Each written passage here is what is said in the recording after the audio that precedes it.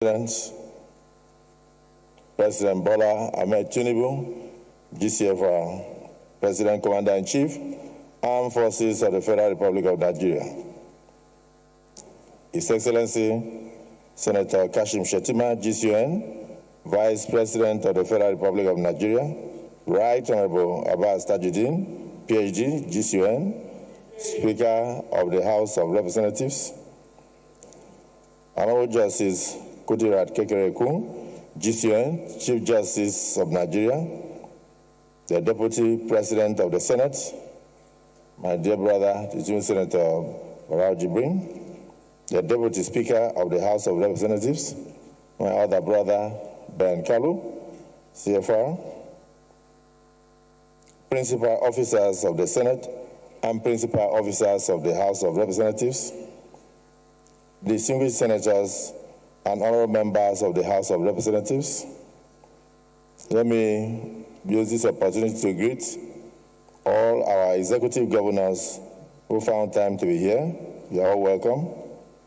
And also greet all former principal officers and presiding officers particularly who found time to be here. Members of the Federal Executive Council, ambassadors and high commissioners here present, former presiding officers earlier mentioned, Secretary to the Government of the Federation, and Chief of Staff to Mr. President and former Speaker, Right Honorable Gbajabiamila Amila, the Head of the Civil Service of the Federation, the Clerk to the National Assembly, the Service Chiefs who came to honor this Democracy Day, National Chairman of all political parties, especially the only political party in Nigeria, very relevant today, His Excellency Governor Ganduje, and Chairman All Progressives Congress.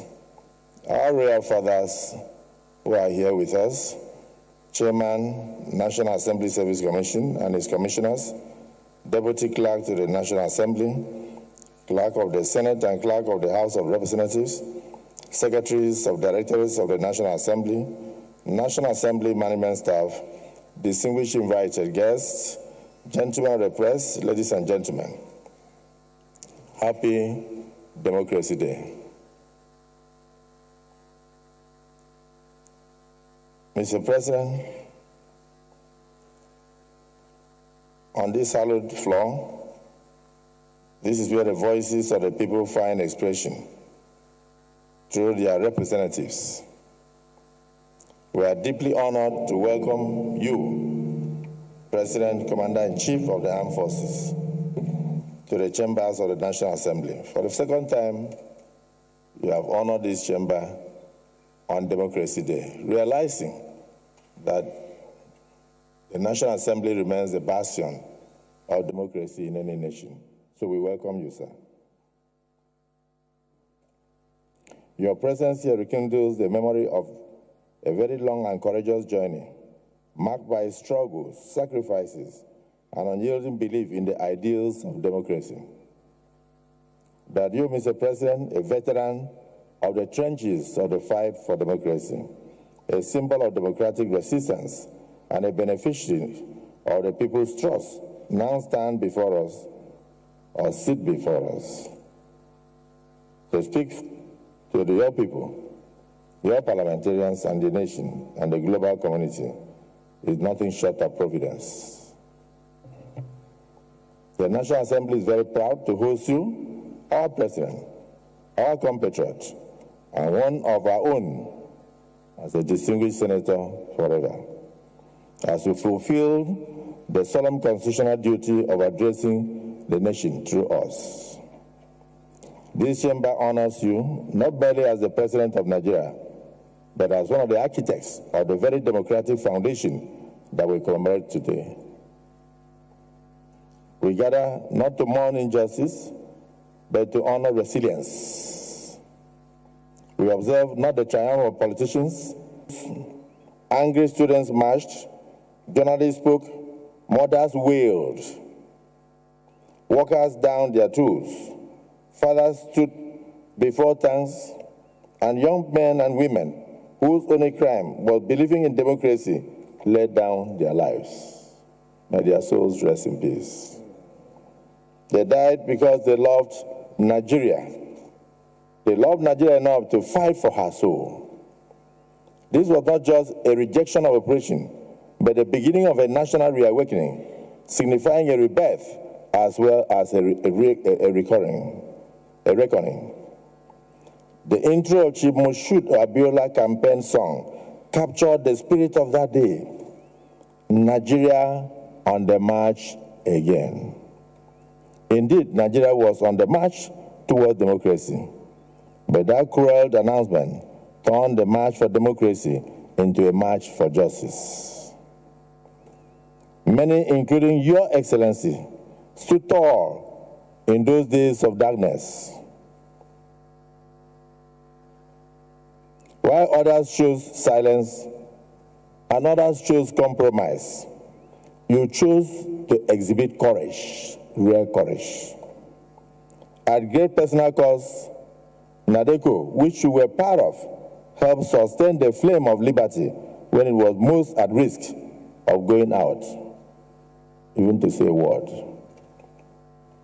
So as we mark this day, let us remember those who bled so we could vote, those who took risks so we could speak, those who were buried so that freedom might rise. Let us also pay tribute to all those who played pivotal roles in Nigeria's democratic transition. This year's theme, 26 years of democracy, renewing our commitment to national development, is not a slogan. It is a call to purpose, a reminder that democracy is not an end, but a means to national transformation in the future of this country called Nigeria. Likewise, the 10th National Assembly, which marks its second anniversary today, June 13, which ought to be tomorrow, but we are marking it today, has played its part with diligence and distinction. From its inception, the 10th National Assembly demonstrated, and is still demonstrating, a renewed vigor towards addressing the country's complex issues and challenges through purposeful legislations. This commitment is reflected in its extraordinary output.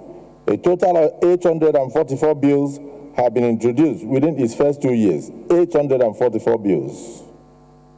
An unprecedented figure that underscores the Senate's and the House of Representatives' proactive posture towards tackling pressing national issues. Out of this impressive volume, 107 bills are currently at the committee stages, undergoing the necessary scrutiny and stakeholders' engagement that will ensure quality legislation. 206 bills in the Senate are awaiting first reading, reflecting a robust pipeline of legislative ideas prepared to ensure the formal introduction, and 409 bills have also advanced to second stages in the Senate. I'm sure my brother will mention the ones in the House of Reps. Notably, the Senate so far has passed 96 bills, a record for any Nigerian Senate within 2 years only. At this stage, the legislative cycle, even more significantly, 52 of these bills have been assented to by Mr. President, translating into enforceable laws that will shape the governance of this country. Economic development, public welfare, and national security. These bills include the National Education Fund, local government autonomy, as earlier stated, regional development commissions, tax reforms. Universities have been established, particularly in the areas of agriculture. And most thank you also for the University of Environment established in Ogoniland, long ravaged by oil exploration and exploitation. You saw the need to establish that institution to remediate the terrible situation of the Niger Delta. We thank you. The 10th Senate has acted decisively on 26 executive bills, showcasing a healthy balance of cooperation and oversight in its engagement with the executive arm.